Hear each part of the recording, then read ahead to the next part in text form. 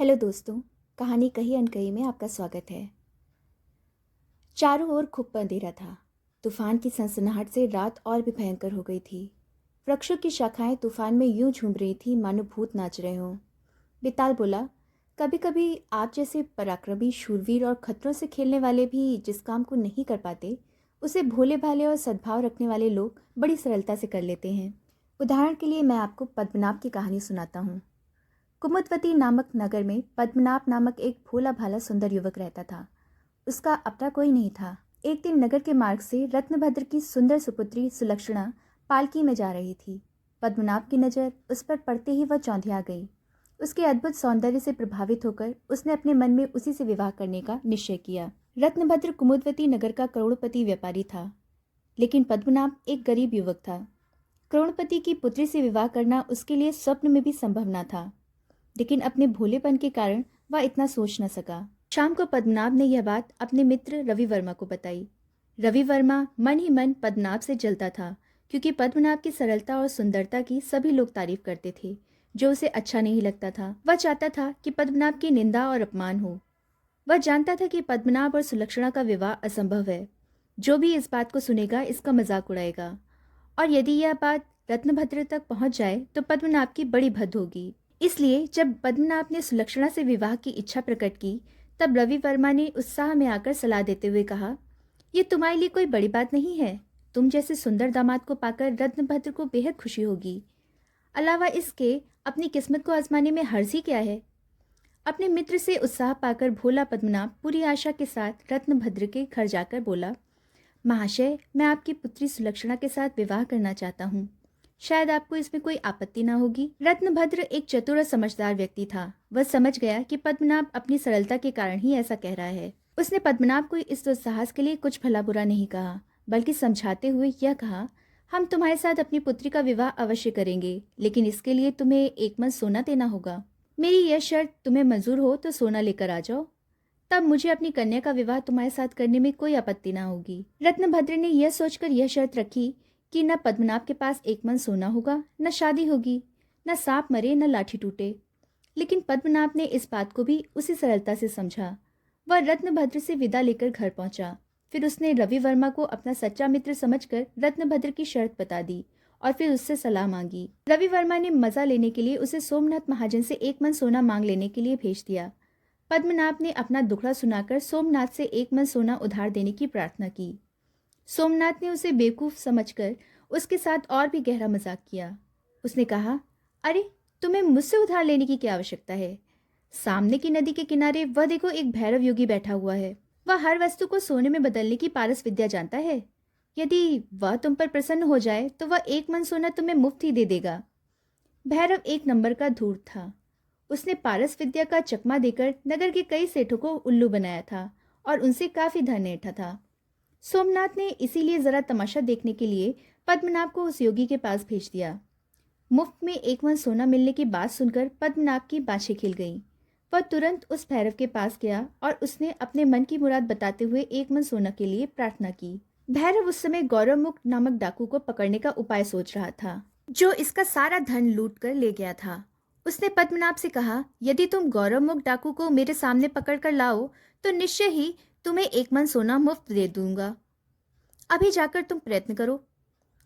पद्मनाभ अब भी निराश नहीं हुआ। भैरव की बातों पर विश्वास करके जैसे तैसे आखिर वह डाकू के पास पहुंचा और बच्चों की तरह बड़ी सरलता और दीनता से अपनी राम कहानी सुना दी। फिर उसने डाकू से भैरव के पास चलने का अनुरोध किया। पद्मनाभ के भोलेपन पर डाकू को तरस तो आया, परंतु मजाक करने से वह भी न चूका। पद्मनाभ को पक्का विश्वास था कि डाकू उसके साथ भैरव के पास जरूर चलेगा और भैरव उसे एक मन सोना मुफ्त में दे देगा। बस उसका सपना साकार हो जाएगा। लेकिन डाकू ने कहा, मुझे भैरव के पास जाने की कोई जरूरत नहीं। तुम्हें सिर्फ अपने काम के पूरा होने से ही मतलब है ना। तुम्हें मैं विश्वास दिलाता हूँ कि तुम्हारा काम बड़ी आसानी से हो जाएगा। सामने वाली पहाड़ी की गुफा में एक काला भूत रहता है। वहां जाकर उससे तुम जो मांगोगे सो मिल जाएगा। वास्तव में उस भूत के डर से कोई पहाड़ी की ओर जाता नहीं था और सबका विश्वास था कि वह भूत किसी को जिंदा नहीं छोड़ता। डाकू समझता था कि पद्मनाभ उस पहाड़ी की ओर जाकर जीवित नहीं लौट सकता। उसने सचमुच ही बहुत भयंकर मजाक किया था, लेकिन उसका यही दुर्भाग्य सौभाग्य में बदल गया। सच तो यह था कि वह भूत देखने में जितना ही भयंकर था, दिल का वह उतना ही कोमल और उदार था। वह किसी को हानि नहीं पहुंचाता, लेकिन उसकी डरावनी आकृति को देखकर ही लोग दूर भाग जाते। वह एक परोपकारी भूत था। लेकिन पद्मनाभ निर्भय होकर उसके पास चला गया और उसे भी अपनी पूरी कहानी सुनाकर कहा, भूत दादा, तुम्हें तो सुलक्षणा के साथ शादी करने में मुझे मदद करनी ही होगी। मुझे इसके लिए एक मन सोना चाहिए। मैं तुम्हारे इस उपकार को जीवन भर याद रखूंगा। काला भूत अपनी ओर आने वाले पहले मनुष्य को देखकर बहुत खुश हुआ। उसकी सरलता और भोलापन से वह बहुत प्रभावित हुआ। उसने पद्मनाभ को बड़े आदर सत्कार से बैठाया और गुफा के अंदर से 4 हीरे लाकर पद्मनाभ को दिखाते हुए कहा, एक मन सोना तो क्या, जरूरत हुई तो मैं तुम्हें करोड़ों रुपए के मूल्य के ये हीरे भी दे सकता हूँ, लेकिन शायद ही तुम्हें इनकी जरूरत पड़े। तुम यह सारा वृत्तांत रत्नभद्र को जाकर बता दो। इसके बाद भी यदि वह तुमसे एक मन सोने की मांग करे तो यहाँ आकर मुझसे ये हीरे ले जाना। पद्मनाभ ने काले भूत के प्रति अपनी कृतज्ञता प्रकट की और नगर लौटकर रत्नभद्र को पहली भेंट से लेकर दूसरी भेंट तक की सारी कहानी सुना दी।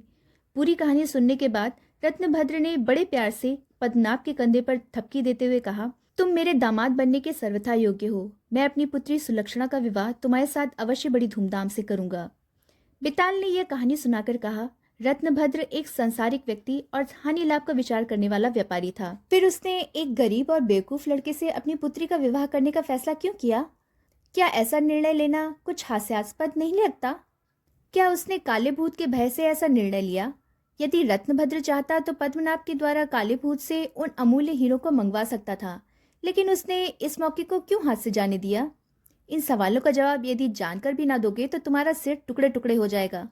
विक्रम ने उत्तर दिया। रत्नभद्र को काले भूत से हानि का तनिक भी भय न था और न ही उसे उसके हीरो का कोई लालच था। उन हीरो के मुकाबले में उसके पास कहीं अधिक धन था। सच यह था कि रत्नभद्र ने यह समझ लिया कि काला भूत उसका उपकार करना चाहता है। वास्तव में पद्मनाभ के माध्यम से काले भूत ने उसे एक नए सत्य का बोध कराया। उसने यह अनुभव किया कि यदि मनुष्य हृदय से शुद्ध और सरल हो, धुन का पक्का और चरित्र का सच्चा हो, तो लक्ष्मी दासी की तरह अपने आप उसके घर आ जाती है। ऐसा व्यक्ति कभी न कभी जीवन के ऊंचे शिखर पर अवश्य पहुंच जाता है। सरलता, सच्चाई और ईमानदारी हो तो सांसारिक व्यवहार सिखाया जा सकता है, लेकिन सिर्फ सांसारिक ज्ञान होने पर किसी को सच्चाई, ईमानदारी और हृदय की निर्मलता नहीं सिखाई जा सकती। पद्मनाभ को भी यह दुनियादारी और लोक व्यवहार धीरे धीरे सिखा देगा। उसे इस बात से प्रसन्नता हुई कि पद्मनाभ में कुटिलता बिल्कुल न थी, इसलिए वह रवि वर्मा, भैरव और डाकू की सारी बातों पर विश्वास करता चला गया। इन्हीं सब बातों पर विचार करके रत्नभद्र ने पद्मनाभ को अपना दामाद बनाने का निश्चय किया। विक्रम के मौन होते ही बेताल शव के साथ गायब होकर पेड़ पर जा बैठा। तो दोस्तों, आपको कहानी कैसी लगी कमेंट करके ज़रूर बताइएगा। वीडियो को पूरा देखने के लिए बहुत बहुत धन्यवाद। कहानी पसंद आई हो तो वीडियो को लाइक, शेयर करें और चैनल को सब्सक्राइब करें।